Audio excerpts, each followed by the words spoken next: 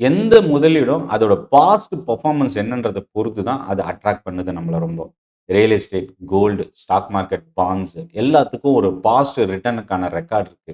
இப்போ தங்கம், வெள்ளி, Sensex, stock market இத 3த்தையும் கம்பேர் பண்ணலாம். 10 கிராம் தங்கத்தோட விலை ரூ. 1800 இருந்தது 1981ல. 44 வருஷம் அதாவது 2025ல அதோட ரிட்டர்ன் எவ்வளவு குடுத்திருக்கு அப்படின்றத பார்க்க போறோம். 10 கிராம் தங்கத்தோட விலை 1800, வெள்ளி 1 கிலோ 2700, சென்செக்ஸ் 170 பாயிண்ட்ல இருந்தது.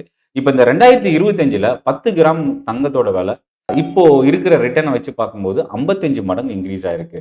சில்வர் 37 மடங்கு இன்க்ரீஸ் ஆயிருக்கு. ஆனா ஸ்டாக் மார்க்கெட் சென்செக்ஸ் 476 மடங்கு இன்க்ரீஸ் ஆயிருக்கு. இதுல நம்ம ரூ. 1,00,000 1981ல இன்வெஸ்ட் பண்ணியிருந்தோம் அப்படின்னா, இப்போ இன்னைக்கு தங்கம் ரூ. 55,00,000 அப்ரிஷியேட் ஆயிருக்கும். சில்வர் 37 லட்சமா அப்ரிஷியேட் ஆயிருக்கும்.